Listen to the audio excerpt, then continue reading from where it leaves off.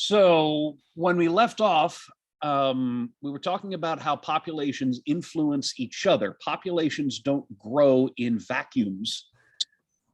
If there's a central message of ecology, it's probably that organisms influence each other and affect each other.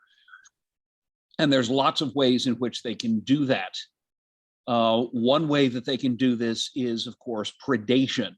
And we talked about the ways in which snowshoe hares and lynx populations affect each other in the Canadian Arctic. Remember, when the hares population grows, then the lynx population can grow because there's lots of food and mommy lynx can feed more babies. But then when the lynx population gets big, excuse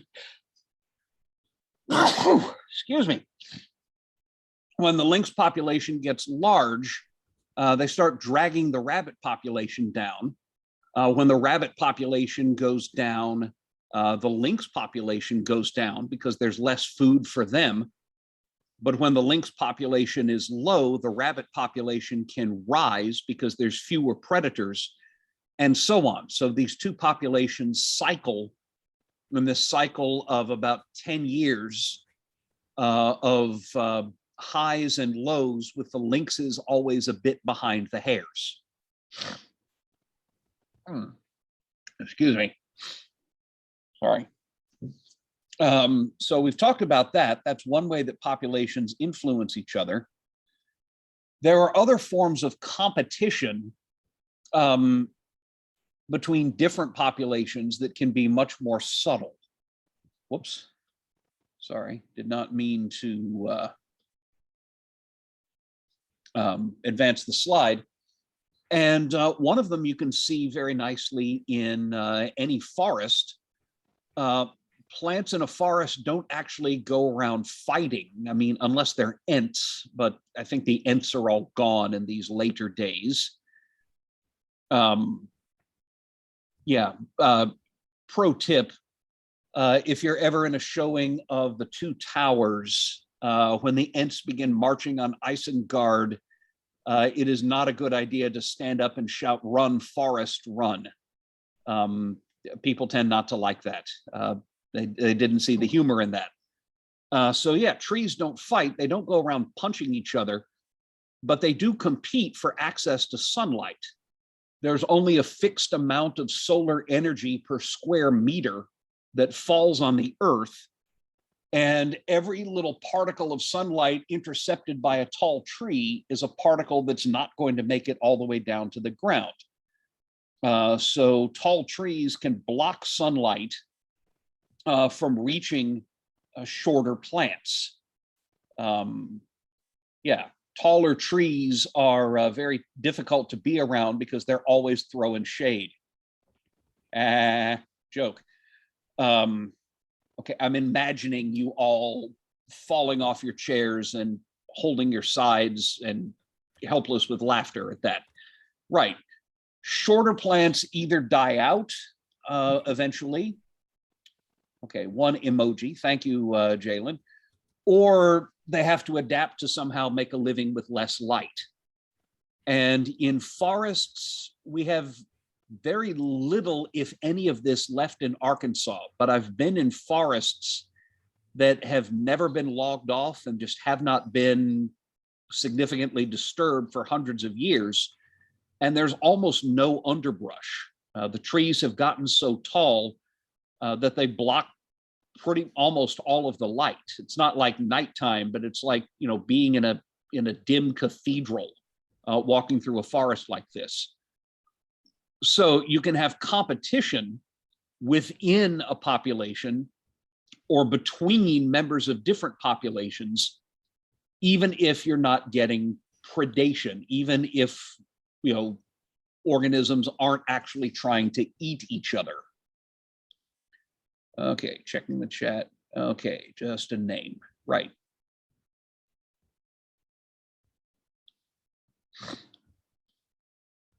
Okay, here's a pretty spectacular example that you can see if you ever get out to Death Valley National Park in Eastern California.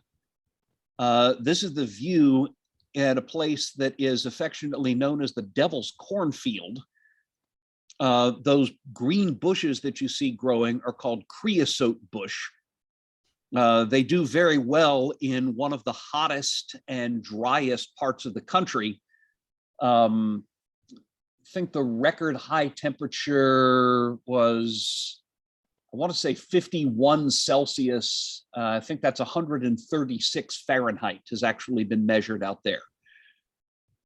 And yeah, by the way, for people that say it's not the heat, it's the humidity, when it's that hot, it's the heat. You don't care about the humidity, you suffer. Anyway, creosote bush is able to thrive in an environment that very little else can, because each one of those bushes has a huge root system. Much more of the plant is below ground than above ground. The roots are very efficient at getting water, and they're so efficient that they dry out the soil in a halo around each plant. You plant any sort of seed close to a creosote bush, it's not going to grow for very long because the creosote bush is so good at sucking every last drop of available water out of that soil. And that's why the picture looks so evenly planted right there. That's why it's called the Devil's Cornfield, because these plants look like, almost like they've been planted in a regular arrangement, almost like they're planted in rows. The truth is they haven't been, but they naturally have spaced themselves out because each creosote bush is surrounded by this dead zone where nothing else can grow. So here you've got pretty extreme competition for water in a desert population of creosote bush. The last thing I'll say for now about carrying capacity goes like this. We've talked about populations in theory could grow indefinitely, but in practice, they eventually level off at a point where the number of deaths in the population are balanced by the number of births. And when that happens, we say that the population has reached carrying capacity. It's reached the maximum sustainable population size. If it goes over, it's going to crash back down. And, you know, we drew a graph that showed you what this looks like. So just as a reminder, if we put population size on the y-axis and time on the x, we have this theoretical maximum right here that I'm drawing in green. That's the carrying capacity. And what a typical population will do will be to start small, grow fast for a while, and eventually as it approaches the carrying capacity, it'll level off. And I mean, if it zigzags above, it might crash back down or something like that. The last thing I want to say about carrying capacity is that it's not absolutely fixed. Living things can and often do modify the carrying capacities of their own environments simply by their own activities. A really simple example might be, imagine a tree growing in a very rocky place, a place where there's, you know, the tree is maybe growing out of a little crack in the side of a mountain. Well, as that tree grows, its roots are going to try to push their way through cracks in the rock. They'll split the rock and they will speed up the rock's breakdown into smaller particles and ultimately into soil. And if the tree sheds its leaves, the leaves will fall down, they'll decay, they'll also start making soil. So as that plant grows, it'll have the effect of making more soil for more plants. So a rocky mountain might ultimately end up housing a forest because as plants grow, they're not intending to do this. It just happens plants are actually creating environment in which more plants can grow. So the carrying capacity in that environment might actually go up. But the masters of this sort of thing would be humans, because we are very, very good at modifying our environment. We're all living environments that have been very heavily modified by the past generations of human activity. And we've been doing that at least since somebody got the idea, hey, that plant's got tasty berries. What happens if I stick berries in the ground? You know, we've been modifying our environment to an extent that other organisms don't do. And so, for example, over the past few hundreds of years, farming methods have gotten better and better. We've got higher yielding crops. We've got more efficient means of agriculture. We've got the ability to produce artificial fertilizer. We have, been able to engineer environments over very large parts of the Earth's surface to create more food for humanity. And the global carrying capacity has been boosted quite a bit because we've made the Earth that way. On the other hand, agricultural activity can also, in some cases, pull the carrying capacity down. Due to inefficient farming practices, the Earth has lost 10% of its fertile topsoil since 1945. It has dried up and blown away or washed out to sea. And that's the thing about soil. You can't just make it in a factory or something like that. It's produced by biological processes that take a lot of time. And loss of fertile topsoil has the effect of potentially pulling the Earth's carrying capacity down. And there's places where you can see it. And one is a stretch of dry grassland south of the Sahara Desert. The Sahara is pretty much this, what I'm outlining in blue. That's desert. I mean, you do have some fertile land up here in the Nile River Valley. But south of it, there's a zone of dry grassland called the Sahel, cutting across Eritrea, Sudan, Chad, Niger, Mali, and Mauritania, from the Atlantic all the way to the Red Sea. Now, you can do agriculture in the Sahel. There are dry land farming techniques that you can use, and you can also grow livestock.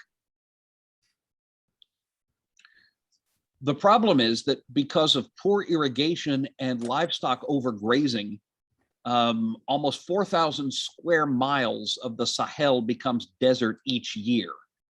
I forgot to turn that into square kilometers, but that's roughly equal to 6 typical counties in Arkansas. So Faulkner, Pulaski, Conway, Perry, Van Buren, and Searcy counties. Imagine those turning into desert every year. Okay, that's the lot of a lot of productive land. So the carrying capacity for human populations in the countries that are primarily Sahel, Mali, Niger, Chad, that's dropping. The problem is that they're starting to run into a rising human population. That sets up a potentially very dangerous situation where you have large numbers of people who are no longer able to support themselves by agriculture, crowding into cities. I don't have an easy solution for this sort of thing, but this is one of the things that can happen. And this is one of the things that can end up having, socio-political implications when the carrying capacity drops because of the activity of the population that it applies to. Okay, right. On that cheery note, let's look at different organisms, and we can talk about, okay, living things don't consciously choose this, but let's just say that natural selection tends to shape not just what living things look like, but how they budget energy.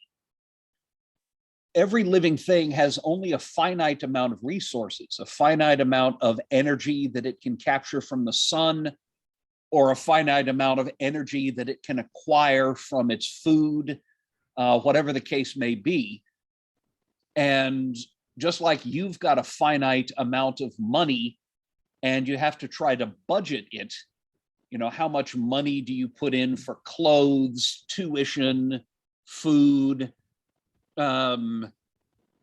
entertainment, cable, streaming internet, soy lattes and avocado toast, or whatever it is that you guys do for fun.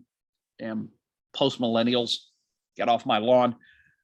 Just as you've got a budget, living things have a sort of budget as well, although it's not one they consciously draw up. It's one that that's been shaped by natural selection. Given that you've only got so much so much energy available from the food that's available to you, how much of that energy can you put into getting more food? How much of it do you put into reproduction? How much of it do you put into, hiding from predators? How much of it do you put towards other metabolic functions? You have a budget there, and the budget for a species is called its life history. Living things will tend to evolve towards one of two possible life history strategies. And I should mention that it is very common to have in-betweens. Don't think of these as every organism is either one or the other. Think of these as being two ends of a continuum, and most organisms fall in between, although closer to one than the other. So these are not absolute classes. But we talk about life history strategies being relatively R-selected or relatively K-selected. And if you're wondering why we picked those letters, you might remember from the previous lecture that when we model the ways that populations grow using math equations, lowercase r represents the rate of increase. It represents the steepness of that exponential growth, the steepness of that J curve. And capital K stands for the carrying capacity. So an organism that's got a relatively R-selected life history will produce many, many offspring, but a low parental investment of energy in each one. And when I say parental investment of energy, that can mean parental care.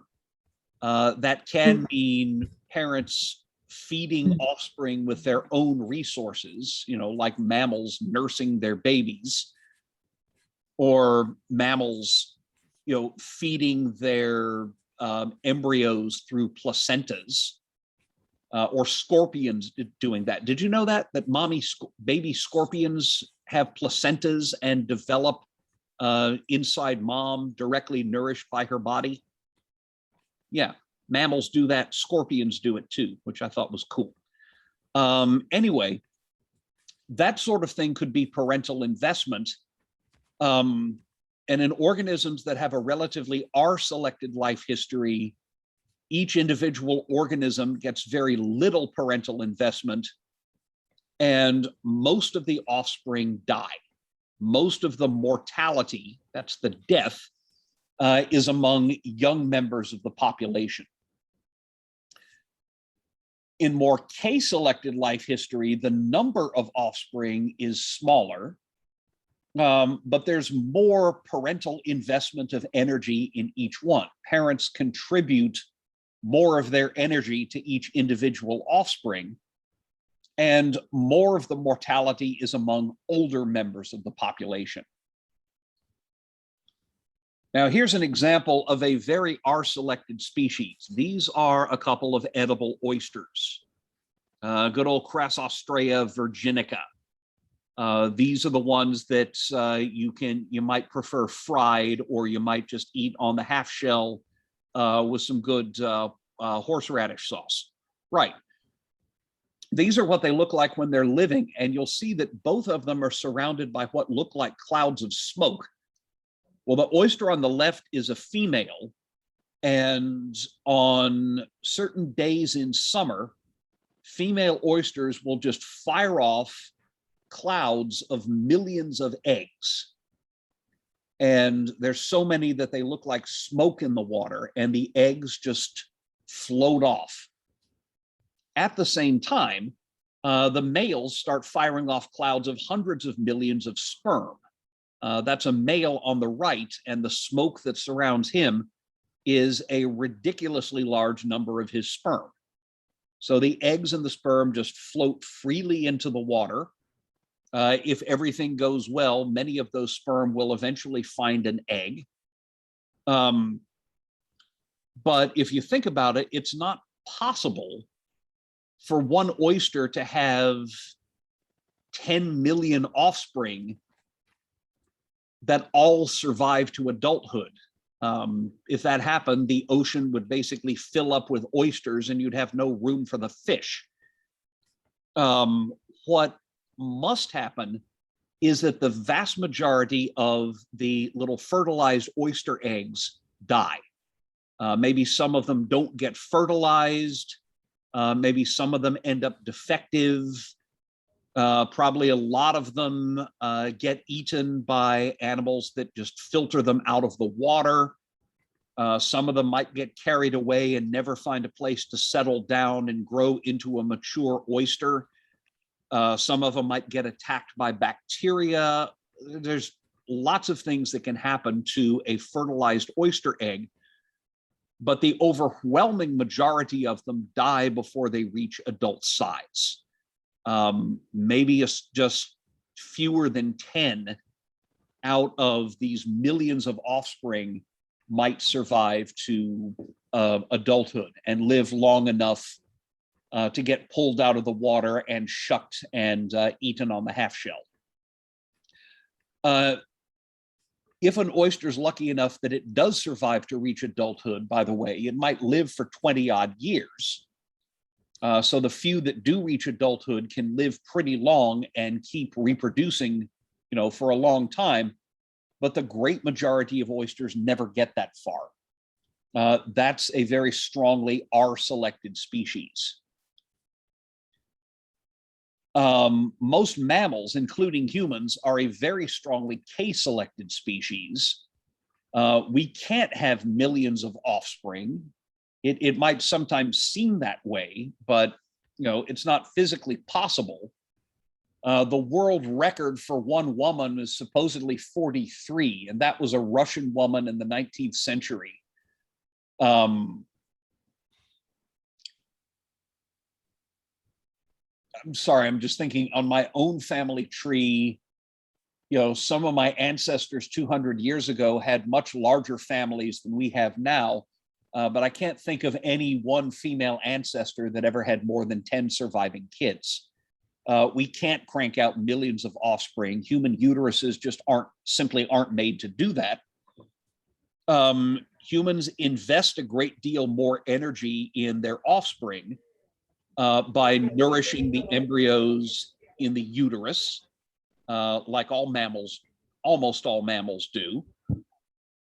And then by nursing after them and an extended period of childcare. So we invest a lot more in each offspring. We have a lot fewer offspring. And I'm not saying infant mortality doesn't happen, but a much greater proportion of human offspring survive to be mature and reproduce on their own. as opposed to oysters where 99.99% of those babies are baby oysters are going to die. We've got much less child mortality and a much greater probability that each child is going to live to be old. So we're kind of at the other end of that spectrum. We are a very strongly K-selected species. Most mammals are. Oysters are a very strongly R-selected species.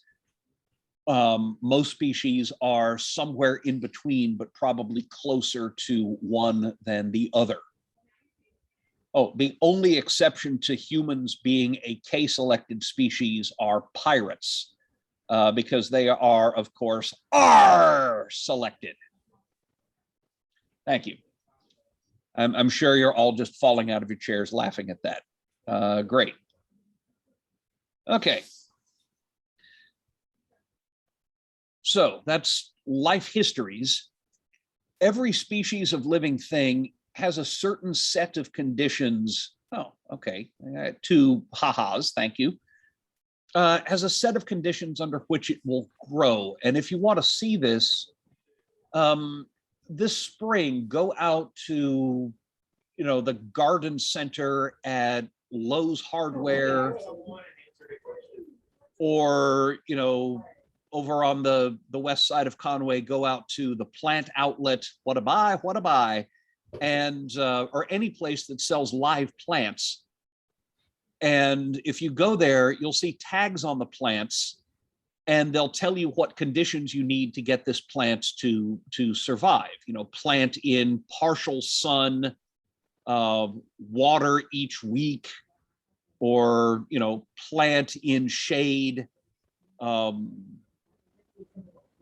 water twice a week until it gets established, or needs full sun, add extra fertilizer, water 3 times a week, something like that. There'll be a list of conditions under which each garden plant is going to grow well.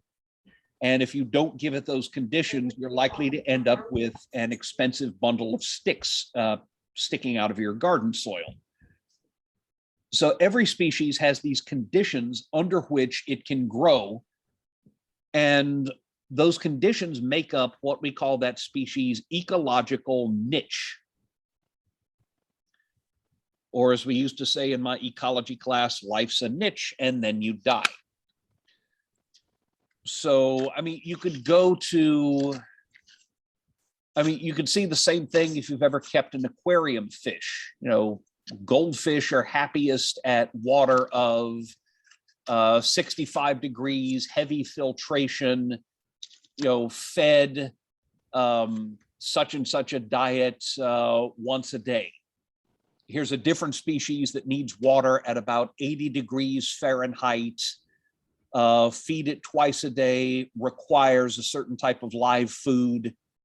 Here's another fish where the optimum temperature is 75, feed it once a day, it requires such and such a food, and it needs cover, and so on. You can see the same concept if you've ever gone out and looked at or bought aquarium fish. Every species has a set of conditions under which the population can persist. Outside of those conditions, the population is going to die off. And those conditions define a species' ecological niche. As I'll show you in a bit, there's a difference between what we call a species' fundamental niche and its realized niche. The fundamental niche is the set of conditions under which a species can grow, but no species is ever truly alone, and species will often have competitors that might be better able to occupy some of that niche. So the realized niche is the set of conditions under which a species does grow. The fundamental niche is the conditions under which it's capable of growing. And whenever you have members of two populations whose niches overlap, what that means is that members of those two populations are using the same resources, and the end result is competition between species. So what's this look like in practice? If you have two populations that are trying to occupy the same niche, what that means is you have two populations that require the same resources in the same area. The result of that is competition, and it can end in one of two ways. One population might drive the other to extinction, which is called competitive exclusion. The other possibility is what we call resource partitioning. Organisms evolve in such a way that they minimize niche overlap. Imagine that you wake up one morning and through some strange, economic twist, 20 shoe stores have opened in Valonia, Arkansas. If you don't know, Valonia is a small town east of here, 15 miles or so-ish, it's about right. There are, I don't know, maybe 5,000 people in Valonia. It's not very big.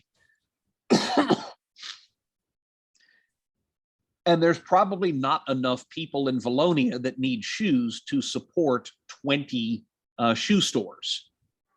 All right, so the shoe stores have to compete, right? The resource that shoe stores require is customers, right? People that want to buy shoes and will spend money for them. There's not enough customers in Valonia to support 20 shoe stores. So two things will happen. Some of those shoe stores won't be able to attract customers and they will eventually close. So we could think of that as being like competitive exclusion, where one shoe store might close its doors because it can't offer the combination of price and quality that customers in Valonia demand. But it's also possible that some of those shoe stores could end up sharing the customer base by specializing. One shoe store might specialize in athletic shoes, and another shoe store might specialize in work boots, and another shoe store might specialize in random crap that falls apart after a few weeks, but it's really cheap. And another shoe store might specialize in high-end, I don't know, stiletto heels or Jimmy Choos or whatever designer footwear where people are putting on their feet these days. I really wouldn't know. So what would happen is those shoe stores would end up dividing up their customer base so they're not directly competing with each other. A store that sells only, athletic shoes is not competing with a store that specializes in 6-inch stilettos. Because I'm not aware of any sport that's played in 6-inch stilettos. Okay, unless it's like competitive pole dancing or something, but I really wouldn't know anything about that. So that splitting of the customer base and specialization in business would be analogous to resource partitioning in nature, where organisms can evolve in such a way that they're minimizing their niche overlap. They're not competing with each other for resources because they're sharing them. So here's a case study from 1931. This was the work of a Russian guy named Gauss. Here's a couple of protists. You could easily have spotted either of these in the pond water back when you did Lab 2 a couple of months ago. I don't know if anybody did, but they're certainly pretty common in pond water, and they are pretty easy to tell apart, but they tend to live in the same type of habitat. That's Paramecium aurelia on the left and Paramecium caudatum on the right. And yes, Paramecium caudatum looks kind of like a slipper that can swim. They're easy to grow in the lab.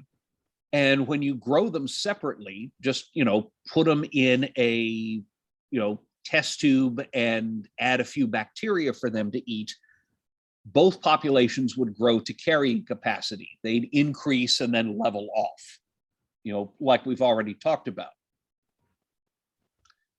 When you grow them together, Gauss got this: one species always dominated. You can see the Paramecium aurelia population rises and eventually kind of stabilizes around here. It does zigzag a little bit, but that's probably pretty much where carrying capacity is. The other population always went down to extinction. So Paramecium caudatum increases for a while and then starts diving. And eventually, given enough time, would go extinct. That would be a case of competitive exclusion. Two organisms cannot permanently occupy the same niche.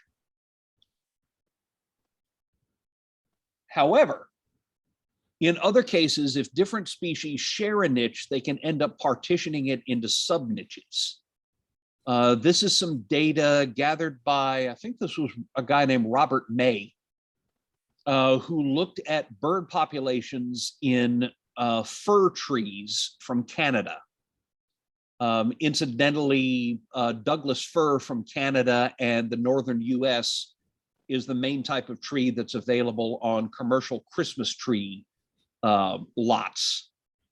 So you might have had Douglas firs in your house as Christmas trees, assuming you didn't go out and cut your own.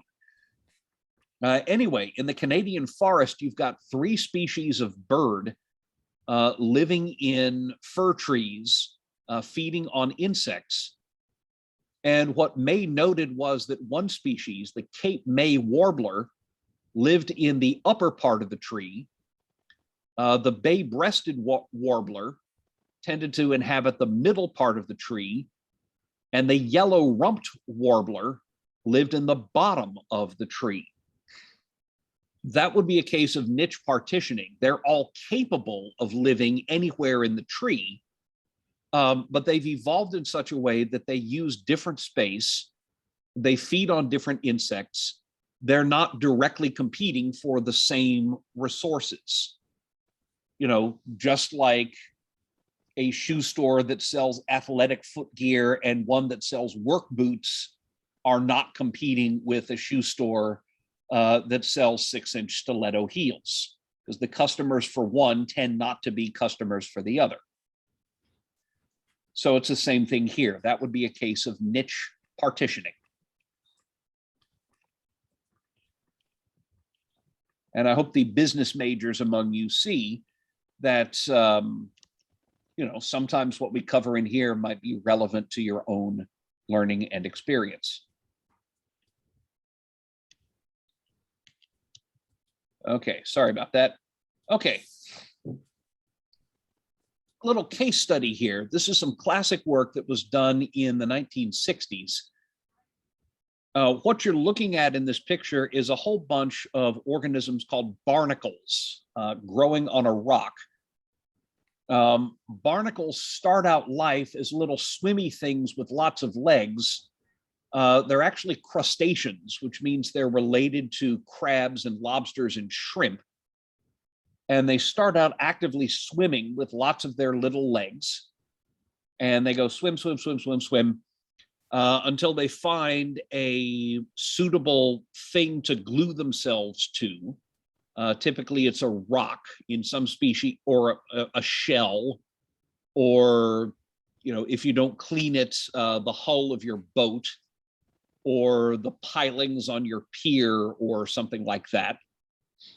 In the case of some species, not all, it might be the side of a whale.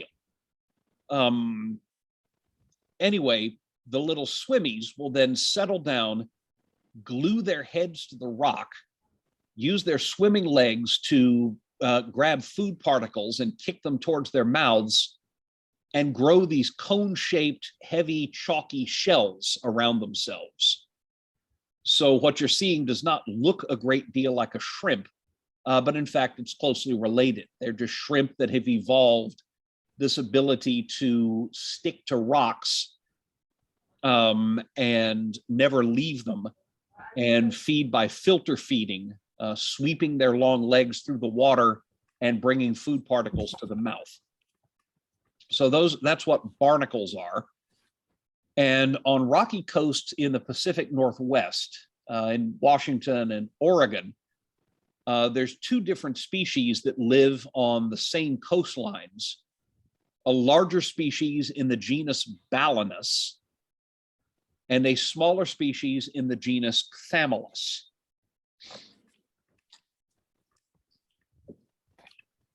One of these barnacles has in fact risen very high in our nation's government. You have no doubt heard of Chthamalus harris. Oh man, I'm just full of them this morning. I am just zinging. All right, so there's two species. They live on the same rocks. And the thing is, there's only so much space on any given rock. And a barnacle that can grow rapidly can push off or even completely overgrow smaller barnacles that surround it. So in areas where both of them live together, Balanus outcompetes Chthamalus. Balanus gets bigger, Balanus grows faster, Balanus can grow right over the top of Chthamalus and kill it. Mute your mic, whoever that is, please. However, what keeps Chthamalus from being completely wiped out is Chthamalus is better at surviving for a longer period of time out of the water. On rocky coastlines, remember that the water level rises and falls each day, not just with waves, but also with the tides. And that means that as you go from, the land to the sea, the highest parts of those rocks might only get splashed with water a couple of times a day. Somewhat lower, and you've got rocks that might be underwater, but only for, a few hours each day. And below that, you have rocks that might be covered by water for most of the day. And then below that, you've got rocks that are covered with water all the time. So depending on, the level that you're living in, you might have, get wet only a couple of times a day, or you might be wet all the time. So because Chthamalus can survive for longer out of the water, Chthamalus lives higher. Chthamalus can live in the rock layers that in this slide are called the upper intertidal zone. Whoops, did not mean to keep advancing the slide. And the big barnacles dry out there, so Chthamalus is able to thrive. Now, ecologists have shown that if you go around on the rocks with a chisel and you knock all of the Balanus off, Chthamalus is capable of surviving in the middle intertidal as well as the upper intertidal. Chthamalus can survive here. So that would be Chthamalus' fundamental niche, where Chthamalus is capable of living. Chthamalus' realized niche is up here in this upper intertidal zone, because as long as there's Balanus around, Chthamalus can't grow in this middle zone. Chthamalus is restricted to the upper.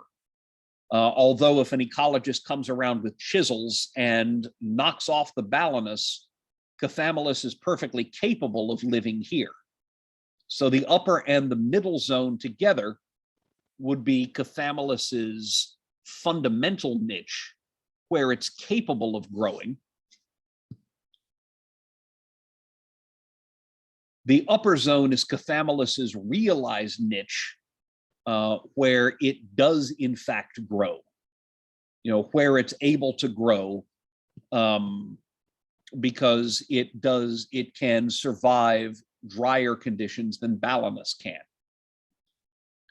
So that's the difference between a fundamental niche and a realized niche.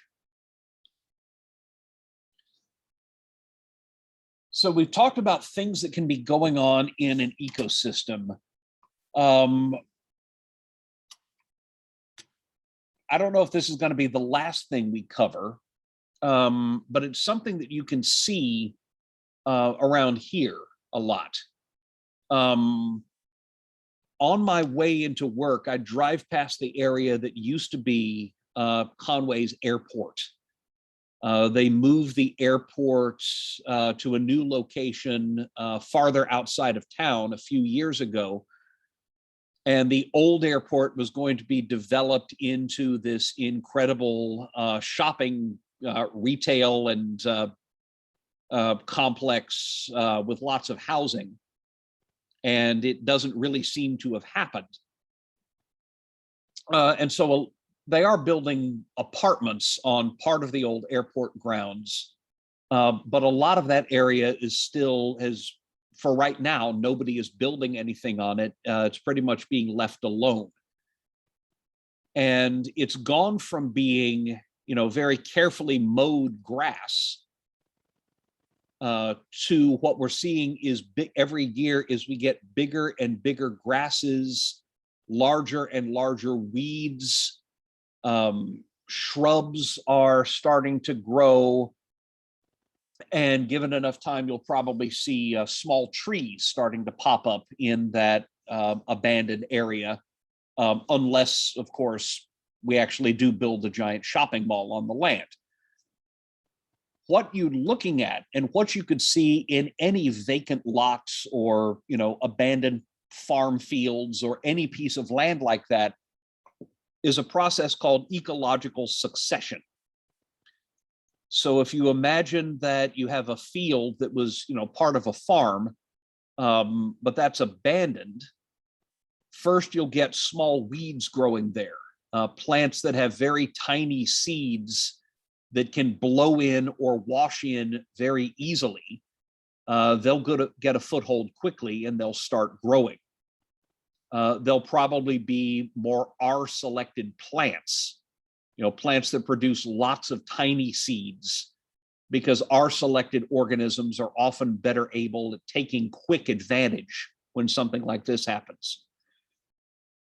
But eventually, if you just leave the land alone, you get tall grasses, and then you'll start seeing shrubs starting to appear. Plants that might have larger seeds. It might take a longer time for some of their seeds to get brought in, but eventually they will. And then you'll start seeing little trees, little saplings, and then large trees. And if we could watch that vacant field for hundreds of years. Mute, please. Mute whoever's mic is on.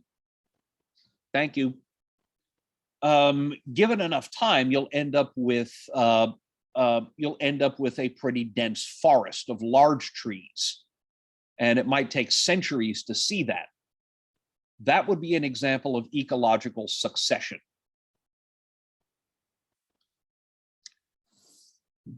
And the idea is that succession might eventually come to an end after centuries, when the ecosystem is dominated by what we call a climax community. On land, your classic climax community is what we call old growth forest. There is, as far as I know, there's virtually no old growth forest left in Arkansas. Nationally, there's very little of it left. Almost all of the forest that you see has been cut and regrown relatively recently. But this is a picture from a place in California called Muir Woods. Those trees are coastal redwood trees, Sequoia sempervirens, which can grow over 100 meters, over 300 feet. And if you walk around in one of these, there's almost no undergrowth. There's almost no grasses or shrubs or anything like that, because 300-foot trees do a remarkably good job of blocking the light. That's an example of an old growth forest. That's a forest, that's a piece of land that hasn't been disturbed for hundreds of years, allowing these trees to grow slowly to this enormous size that they do, that they grow to. And the idea is that once a community is in the climax state, it doesn't change further unless there's, something like a fire or a bunch of people with axes or something like that, that radically alters the ecosystem from outside. And we sometimes talk about the difference between primary and secondary succession. Primary succession is what you get in a location where there has never been life. What you're looking at here is an aerial view from 1963 of a volcano that erupted and started growing out of the ocean off the coast of Iceland. It's an undersea volcano. It had probably been growing under the ocean for maybe thousands of years. I don't really know how long. But heavy eruptions in 1963 poured out so much lava and so much ash that the island quite literally grew right out of the ocean. It was promptly named Surtsey, the island of Surt, the island of the volcano giant in Norse mythology.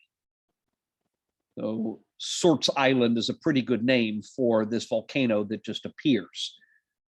You might notice that all the way around the island, that ocean looks white. That's because it's boiling. When Surtsey first emerged in 1963, there are some pretty amazing extremophile organisms, but nothing that, as far as I know, can actually live in lava. So the cooling lava of Surtsey in 1963 was sterile, or as close to it as makes no difference at all. When the eruption finally ceased, Surtsey was a totally barren hunk of rock. Nothing lived on it. Here's what Surtsey looks like now. The Icelandic government blocked it off to everyone except for researchers. Nobody lives on Surtsey, and researchers have been coming to Surtsey every year and just seeing what happens. And what happens is that, well, first of all, there were plant seeds that blew over from the mainland, seeds of, things like dandelions or milkweeds that are very light and maybe have hairs that make it easy for them to blow over there. There were insects and spiders that got blown from the Icelandic mainland to Surtsey. It's not that far. And certainly seabirds started nesting there, and seals started hauling out on Surtsey. They'll come ashore for a few months out of the year to mate and give birth before going back to sea. Some of those birds may have brought other seeds or insects with them, maybe accidentally carrying them on their feet, or in the case of some birds, pooping them out. Researchers noticed that plant material was washing up on Surtsey, and some of that stuff contained plant seeds. I seem to recall they actually documented a large tree that still had a big ball of soil around its roots, and that washed up on Surtsey. And that actually had living mosses and living earthworms, and I think like living slugs or something like that. So Surtsey has been colonized. And today, last I checked, there were over 60 known species of plants living on Surtsey, living on what had been absolutely barren, lava rock, coming up on 60 years ago. There's 15 species of birds that live on Surtsey. There's, of course, seaweeds and ocean life on the rocky shores. There's spiders and insects and slugs and earthworms. And what we're seeing is that we've gone from barren rock to a community that's dominated by plants and animals that could drift over to Surtsey. And over long periods of time, what we will eventually see is that community is going to change. Some species may end up getting wiped out and replaced by others. New species will form, and that ecosystem is slowly going to shift. And that shift is ecological succession. We call it primary ecological succession, by the way, because before it was first settled, Surtsey didn't have any life on it at all. Succession is starting from square one, or starting from ground zero, if you like. There was absolutely nothing on Surtsey. Secondary succession refers to succession taking place in a region that has been disturbed but has never been completely barren. That's a farm field in Canada. You can see there's lots of goldenrod growing on it. And it being a farm field, it always had crops growing on it. It probably always had weeds. There would always have been insects in the soil and flying around. There would always have been birds flying around and so on. So secondary succession is not starting completely from zero. It's not starting from a state that's been completely barren. There's always been plenty of life in this farm field. Now that it's been abandoned, the weeds are going to grow up, and then they'll eventually get replaced by shrubs, and those eventually by trees. And given millions of years, we might end up with forest. When selection is in its early stages, our selected species often appear first, just because since they reproduce abundantly, they can spread very quickly and take advantage of an opportunity. Eventually, they'll get replaced by more K-selected species. So these coneflowers right here in a little patch of prairie in Clark County, Arkansas, can produce lots of seeds and grow relatively quickly. Given enough time, they might get replaced by something that produces fewer seeds and grows more slowly, like oak trees or some such. But there's some ecosystems that get disturbed repeatedly, and the community never does continue succession all the way to climax. This is a nice little example. This is the Cherokee Prairie Nature Area in Franklin County. That's west of here. But for that matter, the little prairie area in UCA's Jewel Moore Nature Reserve, which I assume all of you have seen at some point, is another great example. Prairies are prairies because they're periodically subject to fire. Think about that little prairie patch in our nature reserve. If we just completely let it go, seeds of plants from the surrounding forest would get brought in there. They might, get blown there. They might fall off. They might be carried by squirrels. They might be carried by an African swallow, whatever it is. And they'd start growing. And so the prairie would end up getting more and more small trees, and the trees would get bigger and bigger. And eventually the prairie would become forest. It wouldn't be prairie anymore. What UCA does deliberately to maintain that area as prairie is go out every couple of years with gasoline drip torches and set the prairie on fire. Now, we've got people trained to do that. And of course, we've got the Conway Fire Department on standby. So, it's kept limited. But the reason that prairie does not turn into forest dominated by oak trees and sweet gums is because we deliberately burn it every so often. And if it weren't for humans, what would maintain prairies would be periodic wildfires, maybe set by lightning or something like that. Prairies naturally burn off. Now, if a patch of prairie doesn't burn off, it'll eventually turn into forest.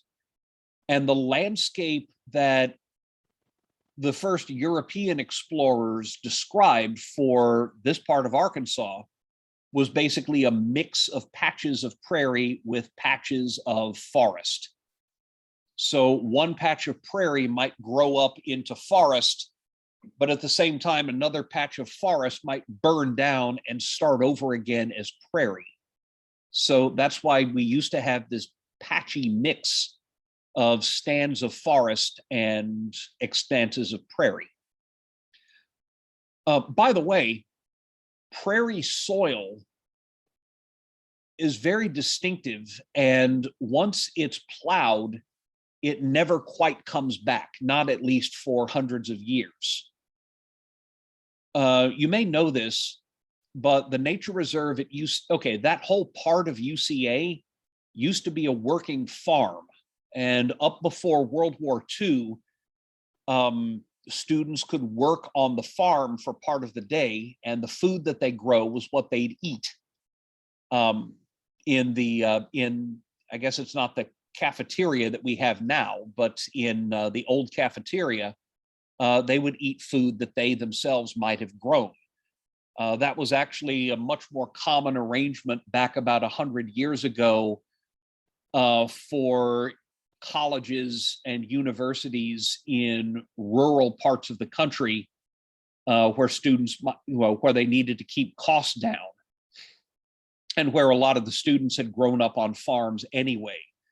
The old vegetable garden on UCA's old farm is where the soccer field now is. And that prairie area that we have now as part of the nature reserve was the hay field. They'd mow it each year and use those dry the grasses out and use them to feed animals over the winter. So they'd mow it, but it was never plowed. It was never given up for plowing. And that mowing had the same effect as periodic fire. It cut down everything, but it stopped ecological succession, and it maintained that patch of campus as prairie. And then when we didn't need it anymore as a hayfield, we've allowed it to grow up and we burn it. And it's that periodic disturbance that keeps that prairie from turning into forest. So now you know. And this is true in elsewhere. Prairie fires may be caused by lightning, but these days they're often deliberately burned by managers, deliberately burned off in a very controlled way. One more example, because it's something I remember from my own life. I went to graduate school in the People's Republic of Berkeley, California, back in the early 90s. Back when Green Day was still playing these small clubs over on Gilman Street. And if you were to go around hiking in some of the parks around where I used to live, like Tilden Park up in the hills, you'd see this. This is the type of community that you get in coastal Central California. It's called chaparral. And it's a mixture of grasses and scrubby little oak trees, not really tall, hardly more than shrubs themselves. So certain species of oak, certain species of pine, kind of shrubby, woody plants like bearberry and various other things. This is pretty typical of Southern and Central California up in the hills. You get chaparral. Here's the thing, chaparral If left alone, chaparral periodically burns off. There's a dry season and a wet season in coastal California. If California gets rain, it's going to be in fall and winter. It can get very dry in summer. And if there weren't people living there, the chaparral would burn every few years. And the thing is that a lot of chaparral plants actually have adapted to burning off. Many of them, for example, have roots that can regrow a new plant very quickly.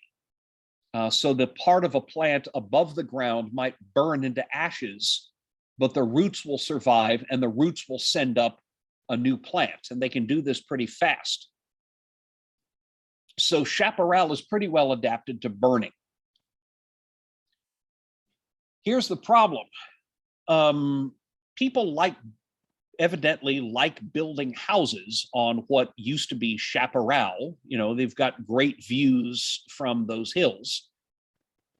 And a lot of people live up in the hills in what used to be chaparral. And in a lot of those areas, people suppress the natural burning because you don't want wildfire close to your house. So in areas where burning was suppressed, dead vegetation tended to build up. Dead pieces of wood, dead twigs, and dead leaves and pine needles and things like that tended to build up year after year. And that was the fuel for the Oakland firestorm of October 1991. That was the one where the smoke was so thick that it drifted across San Francisco Bay and disrupted a baseball game taking place at Candlestick Park. Well, I can't remember what they call it now, but it used to be Candlestick. Anyway, 25 people died. Over 3,000 homes were destroyed.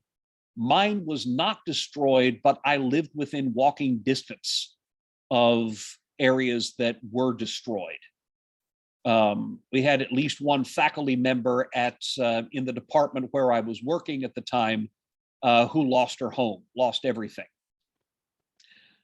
These days, there are regulations on this sort of thing. If you own property up there, you have to keep it trimmed. The county actually owns a herd of goats, which are actually very good at going around and eating excess vegetation. The idea is that they want to keep, fuel from building up on the land the way that it had. And they'll do controlled burns in the parks now, because better to have a few small controlled fires than one giant one that destroys 3,000 houses. But that's the kind of thing that you have to deal with when you're working with ecological succession and when you're in an environment where wildfire is a natural part of ecological succession. And I've just gone 1 minute over time, so I'm going to stop recording now.